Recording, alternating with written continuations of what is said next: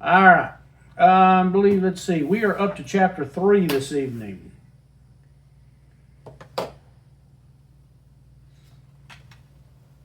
All right, two things.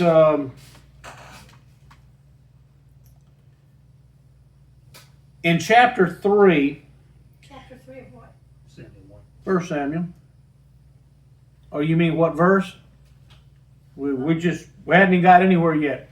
We're just starting on chapter 3. Well, my phone usually comes back to where it was, and it's in 2 Samuel. Nope, 1 Samuel. Okay. It's getting ahead of itself. All right. What verse? Start Darn chapter, those electronic bookmarks. start chapter 3. I'm kind of trying to do a chapter each time. Short one. It's 21 verses in this one. So more than likely we will get through all 21 verses. But this particular chapter talks about the calling of Samuel, not as a priest, but as a prophet. Now you'll recall we mentioned on Sunday the way that Samuel, being from the tribe of Ephraim, was able to get away with dressing. And in fact, we know later he did in fact act and offer sacrifices as a priest. The way he was able to do that, not being of the tribe of Levi, was that he apparently had been adopted by Eli and was, even though he was Hannah's son, if he was adopted and raised by Eli, he would have been legally Eli's son if Eli adopted him, which would make him legally a tribe or a member of the tribe of Levi, which is how he was able to get away with this. But it hasn't mentioned anything at all up to this point about Samuel being a prophet. Now, we don't know how long at this point Samuel has been serving in the temple, but apparently it has been a few years, because we know from chapter 2 that each year Hannah took him some new clothes. And it doesn't say how many years, but just said every year. So we're definitely looking at least a few years. So at this point, we can only guess. Samuel could be anywhere from 9 or 10 years old to being a teenager. Now, the fact that we'll see in this chapter that just his reaction to how God calls him tells us that he probably was not yet a teenager, or at least if he was, only maybe 13 or 14, because he's still apparently pretty naive.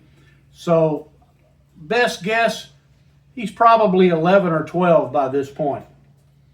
But verse 1, it says, "Now the boy Samuel," and by the way, just as a point, mentions him as a boy. I know that today the practice is to go through a ceremony, the bar mitzvah, or if you're in a Reformed Jew, the bat mitzvahs for girls, which is not scriptural, but that they perform those at age 13, and that they are ceremonially claimed at that point to be, entering adulthood. There was no such practice back then. Adulthood was pretty much, 16, 17 years old minimum. So with the fact that it says boy, don't let that dissuade you to think that, well, he had to have been younger than 13. He could have been 13 or 14 and still be referred to as a boy at this point. So now the boy Samuel was ministering to the Lord before Eli. Now, once again, ministering to the Lord before Eli. This is specifically a Levitical function, which tells you the only way he would legally be allowed to do this is if Eli had adopted him. And word from the Lord was rare in those days. Visions were infrequent. Now notice it does not say they were never. Just says infrequent, because what happened in chapter 2? It says a man of God came and was sent by God to go talk to Eli. So they did have prophets. They just didn't have very many. And it happened at that time, as Eli was lying down in his place. Now his eyesight had begun to grow dim, and he could not see well. That apparently, notice how many times we've got people in the Bible during that time, during the patriarchs, and then early in the history of Israel, how many people seem to suffer from bad eyesight in old age. They didn't have optometrists back then. Well, no, but what it also tells you is that apparently that might be a genetic issue that ran through the Jews. Hey, lighting was stinky too back then. What's that? Lighting was bad too back then. They Lot of didn't have sandstorms. What? A lot of sandstorms. that too. You spent your whole life reading by candlelight. Your eyes would go bad by the time you got old too. Well, they didn't do that much reading by candlelight. When the sun went down, they went to bed. All right. And the lamp of God had not yet gone out, and Samuel was lying down in the temple of the Lord where the ark of God was. Now, when it says the lamp of God, that's exactly what it's talking about. They had a fire of some sort burning at the time. Now, don't think kerosene lantern. They didn't have such as that, but probably some kind of a wax candle or a torch of some sort going on that would provide light inside the tabernacle. And it would just be allowed to burn down until it went out. Anyway, so Samuel was lying down in the temple of the Lord where the ark of God was. Now, once again, this tells you that if he's there in the tabernacle near where the ark was, he's in the inner part of the tabernacle, which he would not have been allowed to, certainly not be sleeping there, unless he was of the Levitical tribe. Verse 4 says, "And the Lord called Samuel, and he said, 'Here I am.' Then he ran to Eli and said, 'Here I am, for you called me.' But he said, 'I did not call. Lie down again.' So he went and lay down. And the Lord called yet again, 'Samuel.' Samuel arose and went to Eli and said, 'Here I am, for you called me.' But he answered, 'I did not call, my son. Lie down again.' Now Samuel did not yet know the Lord, nor had the word of the Lord yet been revealed to him." Now verse 7 I find to be rather interesting. That all of this time he has been performing Levitical functions. He's ministering, going through all of the rituals and what have you that is required of a Levite inside the tabernacle. And Eli has apparently taught him nothing at this point other than going through the rituals. Jews. What's that? That's the Jewish faith. Well, problem is we're doing the same thing to kids today. Absolutely. We take kids to church, we go through the motions, we tell them, well, we worship Jesus or whatever, but we don't teach our kids anything more than just the rudiments of belief. And that's one of the reasons why so often that kids nowadays, when they get old enough, they graduate from high school, they move out, they quit going to church because they realize, okay, I know what I was taught, but I don't know why I believe that. And especially if they go to college and some college professor that, and I can tell you this from experience. When you first go to college and you're fresh out of high school, and the first time you are introduced to a bunch of people that are Dr. So-and-so, you tend to put these people on a pedestal and think, oh, he's got a PhD. He must know what he's talking about. Well, I can tell you now that guys with PhDs know a lot about a little bit, That's right. but Experts. that don't make them any smarter or give them a breadth of knowledge any better than the next guy certainly not about theology in many cases. But you get some professor at a college that leads these kids into questioning their faith and convincing them that, oh, that creation stuff is ridiculous. You know, the science proves that we evolved. You know, they load it on. And if these kids have not been properly grounded at home before they get there, it don't take long till they reject God. They walk away, you know, thinking the church is a waste of time. My parents are idiots. And of course, it don't take much to convince a teenager that his parents are idiots to begin with. I mean, we all thought that at some point. And still there? I get something a little bit different out of this. I don't see it as a lack of teaching on the part of Eli's. I see it as the inability of the rituals to bring you closer to God. I would say that would be the second lesson that you could get out of this. Just going through and performing the rituals doesn't instill in you an intimate knowledge and understanding of God. Well, it wouldn't but see, you're overlooking the first step though. How would you get that knowledge? Eli didn't do his job. Eli is raising a boy as his own that's been brought to and dedicated at the temple. And apparently, however, you know, old he was, if he is ministering in the tabernacle, he's certainly old enough to be taught. And Eli has not taught him about God yet. Which he also didn't do with his two sons. I was going to say, didn't we already have So, this issue? okay, I get it now. We got a pattern here. Yep. So we definitely got a pattern.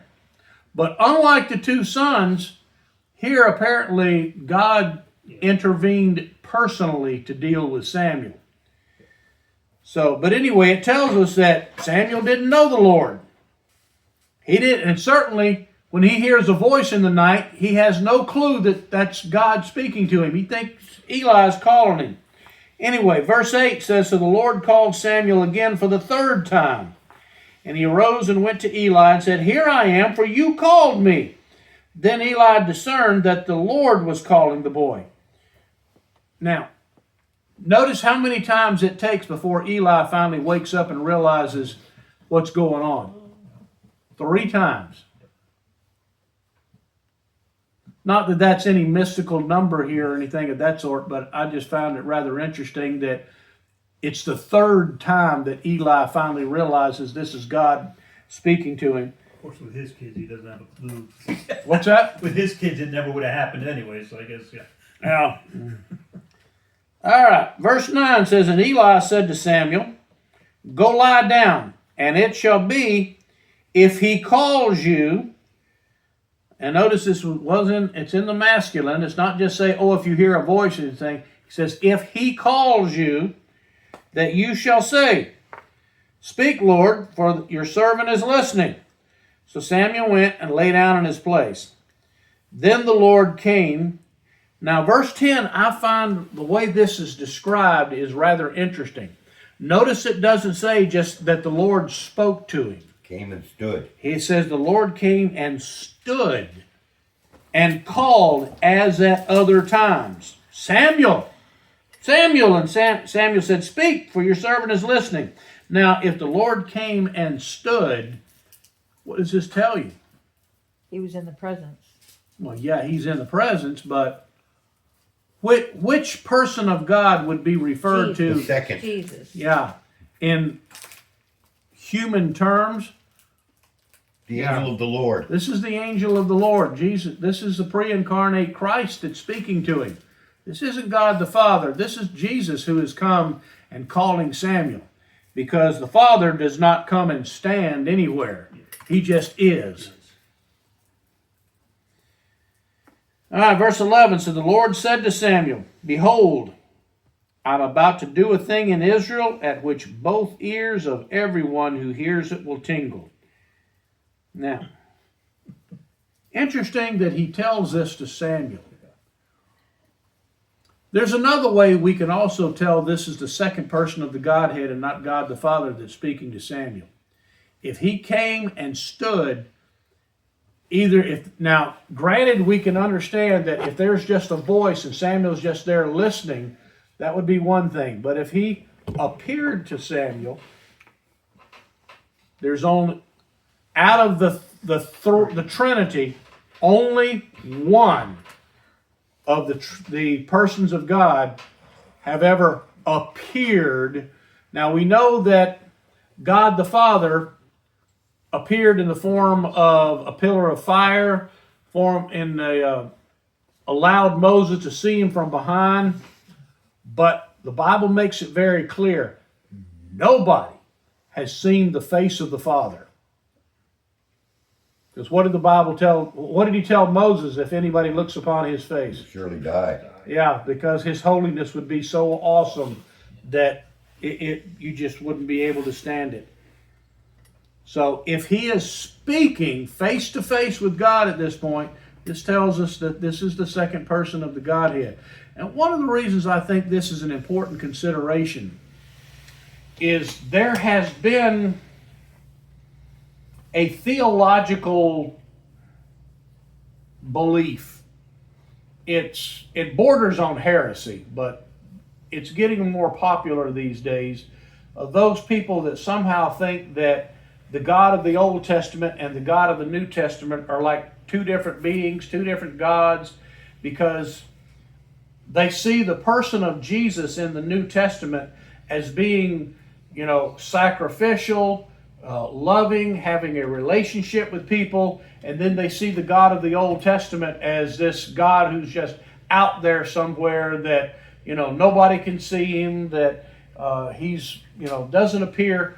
But when you see instances like this, and you recall, say, the encounter with Abraham, then the encounter with Jacob on the night that he wrestled with God, there are several examples in the Old Testament that clearly was the second person of the Trinity that they were speaking with.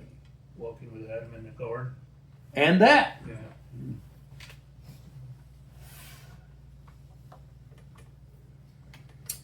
In verse 12 says, "In that day I will carry out against Eli all that I have spoken concerning his house from beginning to end." Now notice what he's telling Samuel here. Samuel don't know anything about this. The previous time it was this unnamed prophet that came and told Eli what was going to happen. Samuel wasn't privy to any of that. So this is the first time Samuel's hearing any of this, and he probably, in all likelihood, has no idea what this is that's going to happen to Eli. He just knows that he's being told that whatever it is, it's about to happen. Verse 13 says, "For I've told him that I am about to judge his house forever for the iniquity which he knew."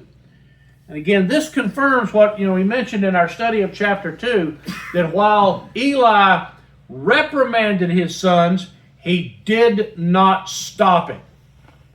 And now we see that God is directly addressing that issue. He says, this iniquity he knew, because his sons brought a curse on themselves, and he did not rebuke them. And therefore, I have sworn to the house of Eli that the iniquity of Eli's house shall not be atoned for by sacrifice or offering forever. So Samuel lay down until morning. Then he opened the doors of the house of the Lord.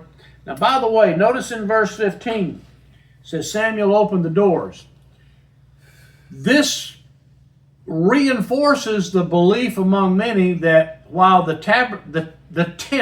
tabernacle was there, that some kind of permanent structure had been built around it, because tents don't have doors. They might have a flap or a curtain, but they don't have doors. And the doorpost was previously mentioned. Right. So apparently it's Samuel's job to get up in the morning and open everything up and get stuff ready for people to come and worship and to offer sacrifices. Notice in all of this that Eli is only mentioned occasionally. He's apparently there, but doesn't do a whole lot. Notice who's not mentioned in any of this. His sons. Yeah. The sons are there when a sacrifice is being offered because they want to dig in and take stuff that doesn't belong to them.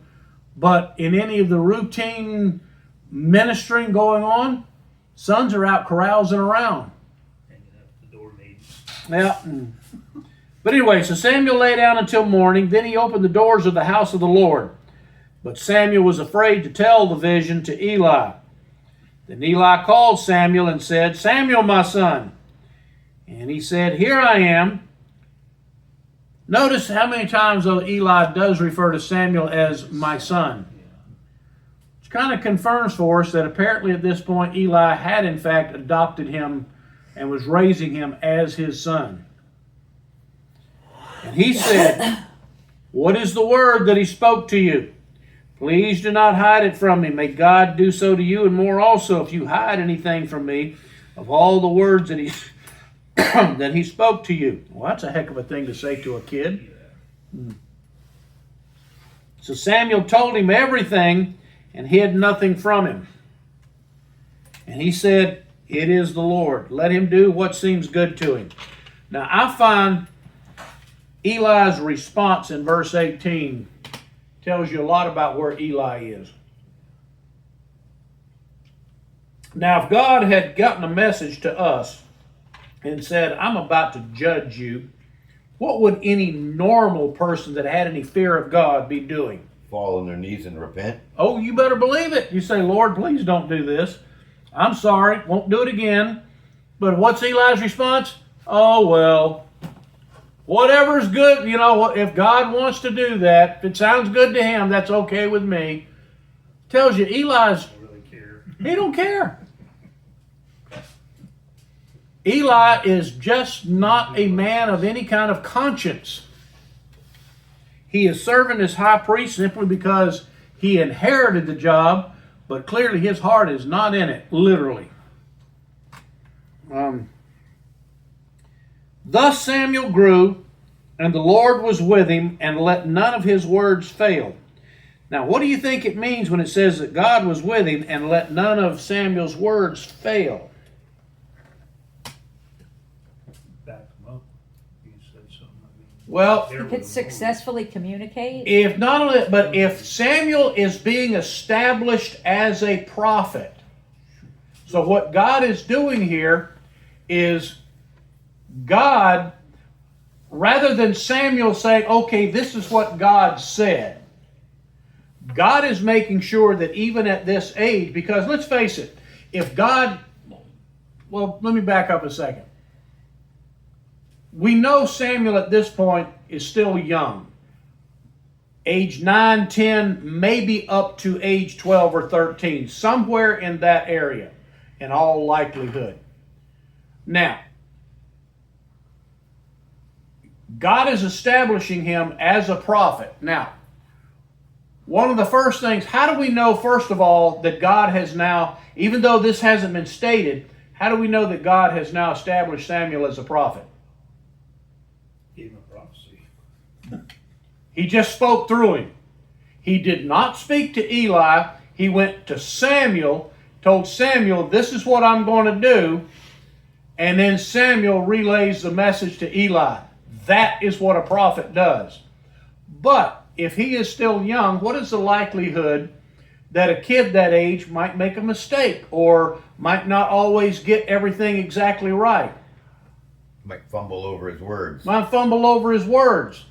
What this is saying is that even if Samuel made a mistake, God is ensuring that whatever Samuel said, even if he might got something wrong or here and there, God is establishing it that whatever Samuel says, he'd make sure that's what happened.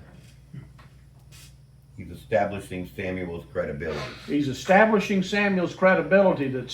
Because if Samuel made a mistake and God didn't back him up, He's not a prophet. then he's not a true prophet. 90 or even 95% true isn't good enough. Bible makes it very clear. A true prophet, 100% of what they say must come true. God isn't just backing him up, God's enabling him. Mm-hmm. So God's establishing him as a prophet and seeing to it that no matter what Samuel says, God's seeing to it that's what's going to happen. Verse 20 confirms for us this. And all Israel, from Dan even to Beersheba, which basically that's all the way from the north to the south, that's better than 100 miles of Israelite territory, said, knew that Samuel was confirmed as a prophet of the Lord. Well, how would he be confirmed? Word was getting out. And the Lord appeared again at Shiloh because the Lord revealed himself to Samuel at Shiloh by the word of the Lord. So even though we're not told what else God told him, what this tells us is that this wasn't the last time God appeared to Samuel.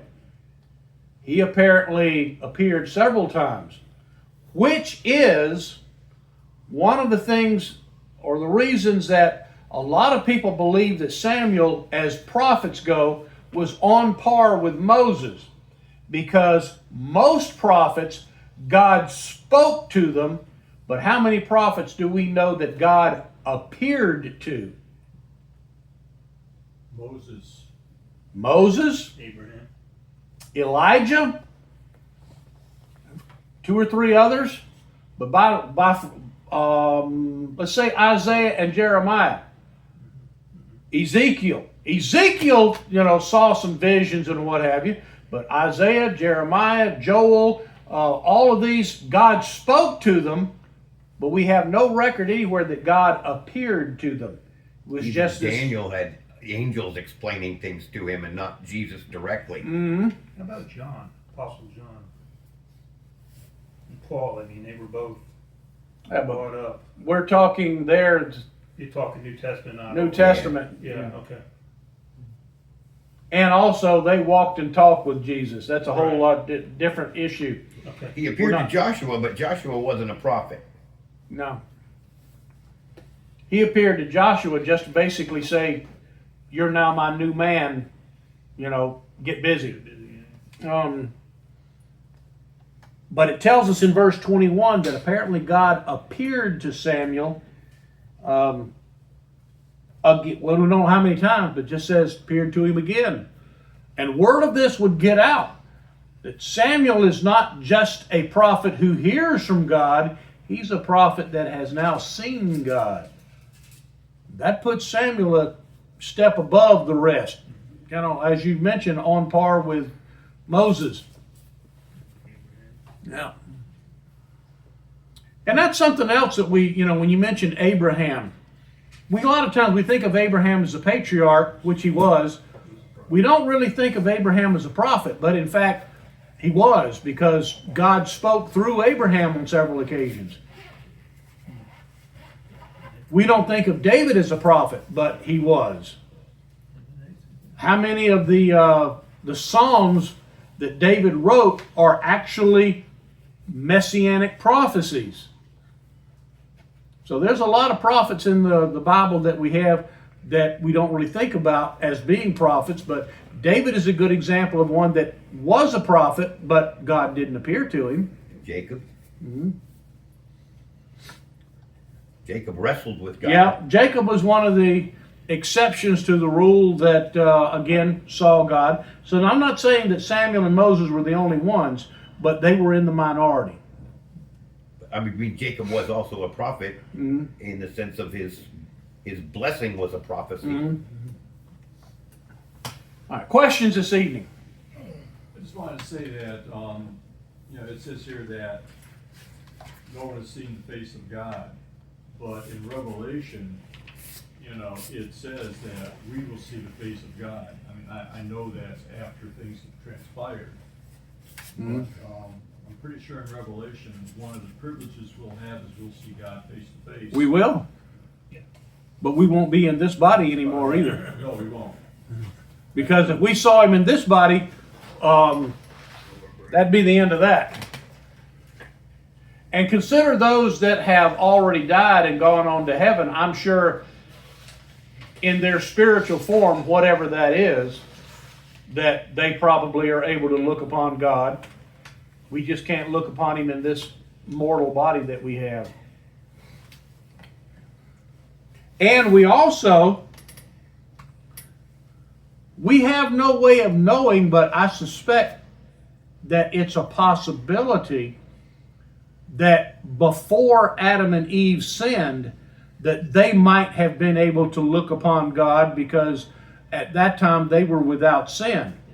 Now we know they saw Jesus both before and after they sinned, and I can't state this with, complete accuracy or confidence because, the Bible is silent on that issue, but logic tells me that it's because of sin that we can't look upon God, and without sin, I'm sure they probably could have, had God chose to do so.